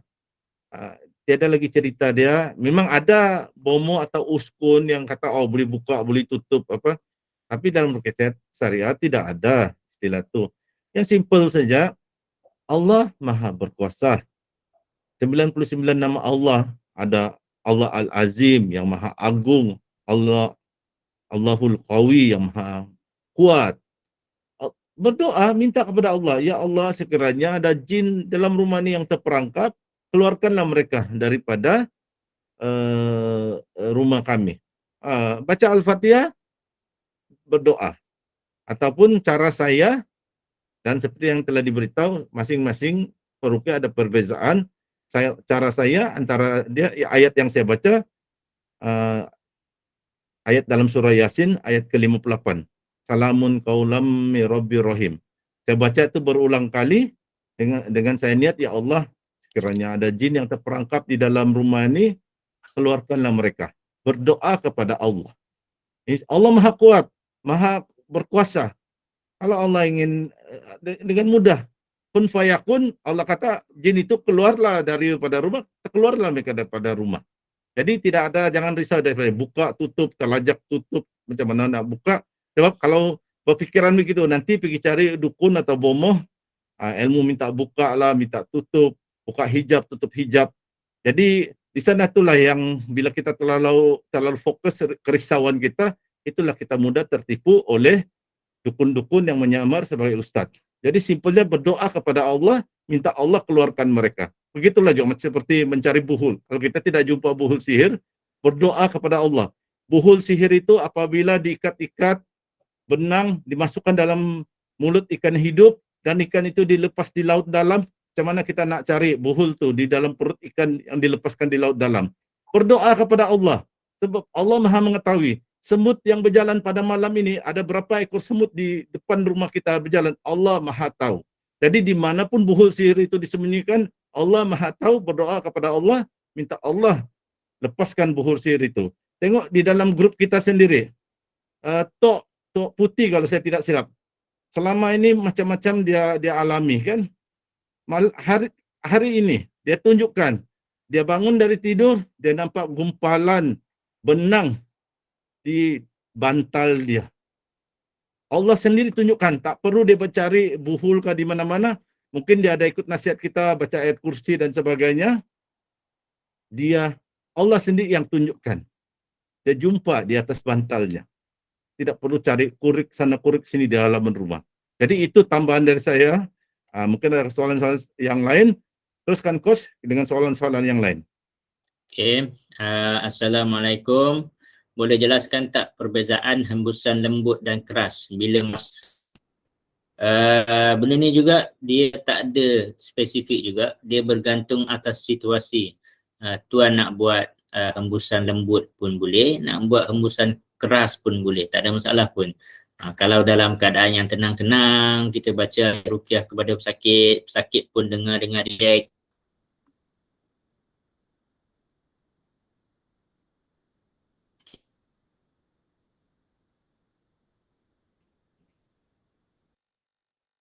Hembusan lembut saja. Kita bimbang juga, kadang-kadang mirip, insya-Allah selesai. So tak, bagi saya tak ada isu timbul nak hembusan keras ke hembusan lembut ke, dua-dua juga boleh. Bagi saya tak ada masalah pun, dan guru-guru saya pun tak ada spesifik kan nak ajar yang mana yang keras, yang mana yang lembut. Cuma biasanya kalau kita buat air jampi, kita buat air jampi tenang-tenang, relax. So kita buat hembus yang lembut-lembut, sebab sambil kita hembus tu kita nak menjatuhkan niat kita. So tenang-tenang saja. Okey, Ustaz Sinar nak tambah? Terima kasih Coach. Oke, tambahan panduan daripada saya, hembusan lembut atau hembusan keras. Macam teknik kungfu pula, ada kungfu keras Shaolin, ada kungfu lembut Tai Chi. Jadi bila perlu digunakan. Oke, yang bukan sesuai digunakan, ini saya bagi panduan. Jika sekiranya perawat itu minta maaf, napas berbau busuk, jadi janganlah hembus kuat. Jangan suruh pesakit buka mulut, lepas itu dia hembus kuat. Sebab nanti pesakit pengsan karena napas berbau. Atau peruqyah itu dia meruqyah anak orang jiran ke atau rekan sekerja. Kalau buat air penawar itu untuk orang lain, hembuslah lembut-lembut. Jangan hembus sampai keluar percikan air liur, ludah ke air dalam botol tuh. Sebab pesakit tak akan minum. Nanti dorang rasa geli. Kecuali kita ni wali Allah, memang ulama besar, dianggap wali, mungkin ada yang akan minum. Kalau tidak, nanti dong tidak akan minum. Tapi kalau untuk diri kita sendiri, kita ludahlah ke air itu, hembus dengan keras sampai terpecik air ludah kita ke air, kita sendiri yang minum atau anak kita minum, no problem. Jadi itu panduan umum dia, macam bila hembus lembut dan bila hembus keras, deras sampai terpecik air liur, air ludah. Jadi panduan nampak macam jenaka, tapi itulah yang sebenarnya. Sebab ada pesakit mengadu. Dia kata, Ustaz, ini dia baca, sudahlah itu peruqyah wajah dia dekat sini. Napas dia berbau, lepas itu dia hembus lagi, macam mau pengsan. Jadi ada orang buat aduan begitu. Jadi nampak macam lucu, saya buat macam secara lucu, tapi sebenarnya memang pernah ada orang mengadu, ada berlaku begitu. Jadi kita kalau kepada diri kita sendiri terpulanglah, tapi kalau kita merawat orang lain, kita tengok keadaan lah. Jadi itu tambahan dari saya. Teruskan Coach dengan soalan-soalan seterusnya. Okey, adakah kaedah picitan itu lebih senang untuk jin itu keluar sebab ada jin tiada tindak balas bila dipicit baru dia marah? Adakah azan adalah salah satu cara untuk menyuruh jin itu keluar dari tubuh pesakit? Okey, tentang sama ada perlu picit itu lebih senang ataupun tidak, ini tak sama. Okey, lain perawat lain. Ada perawat yang kekuatan dia adalah dari segi bacaan. So bacaan dia penuh dengan tajwid, sebutan makhraj dia. So bacaan dia sudah memadai untuk jin keluar. Ada perawat bacaan dia mungkin masih lemah lagi, ada kesilapan, perlu digandingkan dengan teknik-teknik. Maka mungkin teknik tu akan menambah perisa supaya lebih sensasi. Ada dia, sebab tu kita tak boleh nak kata apa yang terbaik. Dia tak sama. Ustaz Sinar mungkin dari segi bacaan dia lebih baik. Baca saja jin sudah mula ketakutan, muntah dan sebagainya. Kalau ada perawat-perawat lain tak perlu picit pun, cukup sekadar tunjuk sahaja. Okey, baca sambil tunjuk sudah memadai untuk jin tu muntah dan keluar. Ada perawat yang dia hanya sekadar sentuh saja sudah memadai. So tak tentu juga.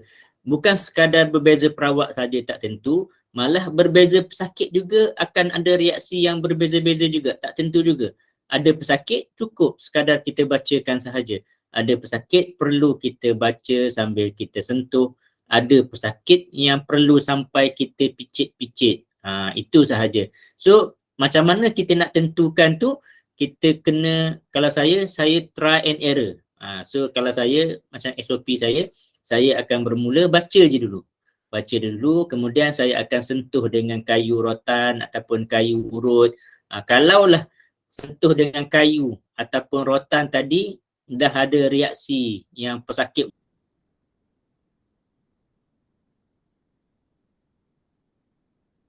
muntah dan sebagainya, so saya tak perlu pun sentuh guna tangan lagi. Dan kita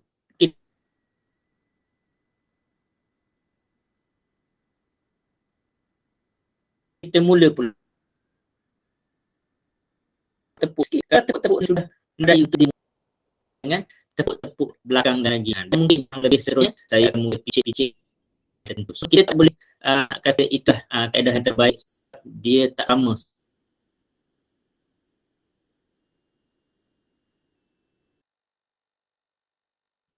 Suara coach terputus-putus. Ada lag. Lebih baca elok-elok supaya menarik rahmat Allah. So bagi saya picit tu hanyalah sebagai penambahan saja, penambah perisa sahaja. Yang paling utama adalah bacaan. Sebab ni saya memang menekankan dalam mana-mana kursus saya, kalau nak betul-betul nak menjadi anak murid saya ataupun nak ikut cara saya, bacaan tu kena panjang. Itu yang lebih utama. So saya tak akan sesekali merawat pesakit baru baca Al-Fatihah terus nak picit dia melolong-lolong. Tak, saya akan baca dulu. Paling kurang selepas 5 minit, 10 minit baru saya akan start tepuk-tepuk dan sebagainya. Dan saya memang tak pernah buat. Baca Al-Fatihah baru minit yang pertama, terus saya picit dia, tekan dia, pijak dia, saya tak akan buat macam tu. Itu cara saya lah. Itu antara SOP saya. So kalau orang yang memang nak ikut belajar dengan saya, nak jadi anak buah saya, itulah kaedah yang saya buat. Dan tuan-tuan juga kena mengikut kaedah itu. Baca tu lebih utama. So jangan baru baca 2 minit, dah sibuk nak merotan, dah sibuk nak cekik dia, dah sibuk tekan sana sini. Tak sesuai. Kita baca dulu. Bagi pesakit tenang dengan bacaan dulu. Okey. Itu antara satu penjelasan. Yang keduanya, adakah azan salah satu teknik untuk menyuruh jin keluar? Ya, azan ni merupakan salah satu. Sebab ada satu hadis Rasulullah bagi tahu apabila azan dikumandangkan, syaitan akan berlari. Berlari-lari sehingga tercirit-cirit. So menunjukkan syaitan dia memang tak akan tahan dengan azan. Okey. So antara hadis itulah, nanti saya tengok hadis azan. Sekejap. Saya cuba cari. Sekejap. Mungkin Ustaz Cina nak tambah dulu. Sementara saya nak mencari nota sekejap hadis mengenai azan. Terima kasih coach. Sementara kita sementara coach cari ni dalil tu hadis. Okey, saya akan buat tambahan daripada apa yang coach jawab. Okey, daripada saya, okey, pertama cara saya, kaedah saya pun mirip macam Coach Kamarul Azli, yaitu biasanya permulaan saya baca, saya tidak akan sentuh pesakit, tidak akan picit pesakit, saya baca. Kalau pesakit bereaksi dengan bacaan saya, cukuplah dengan bacaan itu tanpa saya sentuh, sampai saya usap pesakit. Terutama kalau pesakit itu wanita, lawa, comel, cantik, cute, miut, saya akan berhati-hati. Sebab nanti saya sentuh pesakit kerasukan, bergerak sana bergerak sini, tudung terjatuh, kain tersingkap, bahaya kepada saya. Godaan pesakit lawa ini bahaya. Saya tidak risau pesakit menumbuk, menendang, mencekik saya. Yang saya risau pesakit terjatuh tudungnya, tersingkap kainnya, dia pergi peluk saya, itu bahaya. Saya manusia biasa, lelaki yang punya nafsu. Jadi saya biasanya tidak akan sentuh. Oke, kita tengok dulu hadis daripada Coach, baru saya sambung balik jawaban saya. Okey ya. Kenapa jin dan syaitan takut kepada azan? Okey, ada beberapa hadis daripada Rasulullah. Diriwayatkan daripada Abu Sa'id Al-Khudri radhiyallahu anhu, katanya Rasulullah sallallahu alaihi wasallam bersabda, "Aku melihatmu suka sekali kepada kambing dan padang tempat mengembala. Sekiranya kamu berada di tengah-tengah kambing dan padang gembalamu, lalu kamu azan untuk solat, maka keraskanlah azanmu, kerana sesungguhnya tidaklah jin, manusia atau apa sahaja yang mendengar suara seorang muazzin melainkan akan menjadi saksinya pada hari kiamat." So Rasulullah bagi tahu bahawa sesiapa sahaja makhluk yang mendengar azan akan menjadi saksi bagi kita yang kita ni tengah menegakkan solat. So kalaulah jin sihir, jin saka yang kufur tadi, memanglah dia akan lari sebab dia tak sanggup nak menjadi saksi tentang kita tengah azan. So sebab tu dah dia lari. Okey, itu satu hadis yang pertama. Okey, yang hadis yang kedua ni pun sama juga. Hadis yang seterusnya ni, Abu Hurairah bahawasanya Rasulullah SAW bersabda, apabila dikumandangkan azan, syaitan lari hingga terkentut-kentut sampai tidak mendengar azan, suara azan. Kemudian jika azan telah selesai, ia datang lagi. Kemudian jika iqamat diserukan, maka ia lari lagi. Apabila iqamat telah selesai, ia datang lagi hingga dekat sekali dengan manusia. Syaitan berkata, ingatlah ini, ingatlah itu. Yang iaitu apa yang tadinya tidak diingat oleh orang yang solat, sehingga orang yang solat itu tidak tahu berapa rakaat yang telah dia solat. Ini berlaku tentang gangguan syaitan semasa solat. Tapi poin kat sini, Rasulullah dah memberitahu apabila azan dikumandangkan, syaitan akan lari sehingga terkentut-kentut sampai dia tak nak dengar suara azan. Jadi kalaulah jin kerasukan, syaitan yang kerasukan di dalam tubuh badan pesakit, dia dah memang duduk dalam pesakit tu. Kita azan, dia akan terkentut-kentut, sengsara dia duduk dalam badan pesakit tu. So sebab itulah bila kita azan, biasanya memang reaksi pesakit akan start, ada yang terkentut, ada yang muntah sendawa, ada yang keluar angin dan sebagainya, sebab syaitan tadi dia lari. Sebab memang itulah sifat dia. Rasulullah pun dah jelaskan dah, syaitan akan lari sehingga terkentut-kentut. So sebab tu antara salah satu kaedah rawatan azan.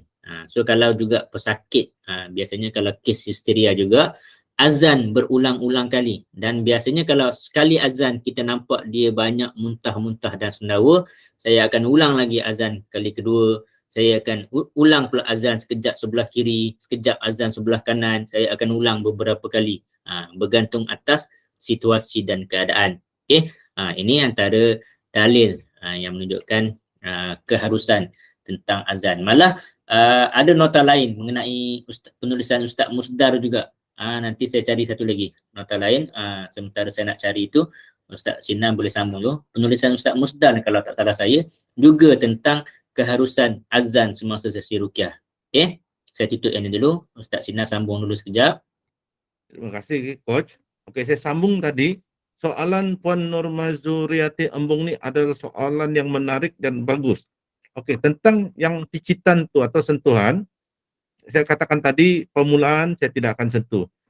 Lepas tu bila saya nampak reaksi pesakit tu, di sanalah saya akan bertindak ikut keadaan pesakit. Contohnya pesakit kata dia macam nak termuntah, tapi macam tersangkut di leher, maka saya tepuk-tepuklah belakang pesakit atau saya usap-usaplah leher. Jadi kaedah picitan, usapan ni, dia kalau kita umpamakan kita belajar karate do, taekwondo. Kita belajar tumbukan, sikuan, tangkisan, tendangan. Tapi apabila kita berlawan, kita tidak semestinya semua teknik itu kita gunakan. Mungkin kita dengan satu tumbukan, kita boleh kalahkan musuh. Tapi ada musuh tu dia tumbang dengan tendangan. Begitu je, ada usapan, ada sentuhan, tengok keadaan. Bukan kita perlu buat semua. Sebagai contoh kan, saya baca-baca, terus tiba-tiba ada insting saya, pesakit tu macam kerasukan tapi jin tu macam kuat kononnya, mencabar-cabar. Terus ada insting saya sentuh di sini. Bila saya sentuh, saya baca ayat kursi ke Al-Fatihah, teriak-teriak yang kerasukan tu. Dia teriak-teriak, jadi saya akan sentuh sini lebih lama dan saya akan ulang-ulang baca contohnya ayat kursi. Mana ayat yang dia rasa sakit, dia teriak-teriak itu yang saya ulang-ulang baca, ayat-ayat Al-Quran itu. Contohnya begitu. Berkenaan dengan azan pula, ada sesuatu yang menarik. Ini kaedah saya yang saya ambil daripada kaedah Syekh Wahid Abdul Salam Bali yang saya ubah suai sedikit. Yaitu apabila saya berdakwah, saya berdialog dan berdakwah kepada jin itu setuju, dia kata secara sukarela setuju untuk keluar, tapi dia kata dia sukar untuk keluar. Apa yang selalu saya lakukan, yang pengalaman saya yang selalu efektif bagi saya, untuk saya lah, saya tidak pasti orang lain, yaitu saya akan gunakan teknik seperti yang diajar oleh Syekh Wahid Abdul Salam Bali dalam buku dia warna putih itu, tetapi dengan sedikit ubah suaian. Okey, bila saya minta tu jin keluar dan itu jin dah setuju nak keluar, tapi ada satu sebab dia kata dia macam sukar untuk keluar, dia tidak nampak jalan ke atas sanggut. Apa akan saya buat? Saya katakan saya akan baca beberapa potong ayat-ayat surah Yasin, beberapa ayat-ayat pemulaan surah Yasin, lepas tu saya azan. Dan biasanya waktu dalam proses azan tu atau penghujung azan tu, pesakit akan macam bergegar-gegar kaki, bergegar-gegar tangan, terus macam seolah-olah ada benda keluar dari jari-jari kaki atau jari-jari tangan. Lepas tu pesakit tu macam pengsan sekejap, lepas tu pesakit bangun balik dalam keadaan sedar, waras dan normal diri dia, bukan lagi kerasukan. Itu yang saya selalu buat dan selalu efektif. Terutama kalau jin yang dia setuju untuk keluar. Kalau yang jin tidak setuju untuk keluar, bacalah ayat Quran, dia akan kesakitan lah. Dia perlu keluar secara paksa lah. Dengan kita baca ayat-ayat Quran, ayat azab begitu. Jadi itu ringkasan daripada saya, jawapan saya. Oke, kita ada slide yang Coach Kamarul Azli ingin tunjukkan. Saya serahkan kembali kepada Coach Kamarul. Okey, ini adalah penulisan daripada Ustaz Musdar, juga di antara guru saya dan guru Ustaz Sinar juga. Cuma saya dengan Ustaz Musdar, saya tak mengikut kuliah beliau secara langsung. Saya banyak ambil nasihat-nasihat dan penulisan beliau sebagai nota. Okey, dalam ni nota ni dia ceritakan panjang, nanti saya akan share nota ni dalam grup. Okey, dalam kitab Fathul Mu'in bin Syarh Qurani ada menyebutkan kadang disunatkan azan untuk selain solat. Okey, boleh diazan kepada orang yang bersedih, orang yang sedang kerasukan jin, orang yang sedang marah, para makhluk yang buruk akhlaknya maupun binatang, ketika kebakaran, ketika jadi penampakan jin jahat. Memang ulama juga dah membahaskan tentang keharusan azan. Okey. So kalau kita di Malaysia juga, banyak orang yang kita biasa tengok juga di dalam berita juga, jika mencari orang yang hilang, mencari orang yang lemas, memang kita juga akan menggunakan azan dalam salah satu untuk membantu untuk menemukan kembali orang yang hilang, orang yang sesat. Jika tuan-tuan pergi masuk dalam hutan hiking ataupun dan sebagainya, tiba-tiba tersesat tak jumpa jalan, maka azanlah berulang-ulang kali. InsyaAllah akan terbuka pintu jalan keluar. Jangan panik sebab azan ni dia bukan semata-mata untuk solat sahaja. Memang ulama pun dah membahaskan tentang beberapa perkara lain yang boleh dilakukan tentang azan. Okey. So dalam kitab tu juga azan ni tak cukup dengan sekali, boleh dilakukan berkali-kali agar tercapai tujuan yang diinginkan. So nanti nota ni saya akan share balik. So maksudnya tentang keharusan teknik azan tu dalam rawatan kita. So alhamdulillah soalan tadi soalan yang sangat baik. Okey. So cuma macam saya pernah cakap juga, kalau kes-kes histeria yang mungkin tidak ada orang yang mahir untuk merawat ataupun baca dan sebagainya tu, kita boleh bacakan sahaja ayat-ayat ruqyah ringkas, Al-Fatihah, ayat kursi 3 kul, tapi kita tambah azan tu banyak kali sikit. Sekejap azan telinga kiri, sekejap azan telinga kanan, dia degil lagi, azan lagi, sebab memang dah tahu dah dia tak akan tahan dengan azan sebab syaitan akan lari sehingga terkentut-kentut. Kita pegang pada tu. Kadang-kadang semasa azan ada syaitan yang degil-degil, saya siap ulang lagi. Rasulullah dah bagi tahu dah, wahai syaitan, bila diazankan kamu memang akan lari terkentut-kentut. Kamu degil sangat, nak duduk sangat dalam badan dia, meh aku azan kau tepi-tepi telinga, biar kau tercirit-cirit dalam badan sakit ni. Itu antara kadang-kadang kata-kata psikologi saya terhadap sakit lah. Okay, insyaAllah selesai jawapan tu. Ustaz Sinar nak tambah lagi? Terima kasih Coach. Saya ada satu tambahan lain berkenaan dengan azan.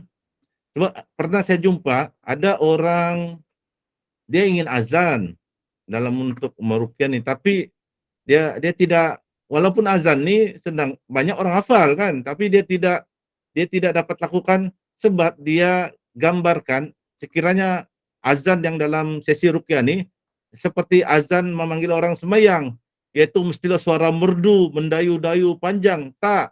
Kalau azan untuk ruqyah simple saja. Kita pendek-pendek, napas pendek pun tak apa. Macam kita Allahu Akbar, Allahu Akbar, Allahu Akbar, Allahu Akbar pun begitu sudah mencukupi. Tidak perlu bertaranum macam orang yang di masjid yang panggil orang solat.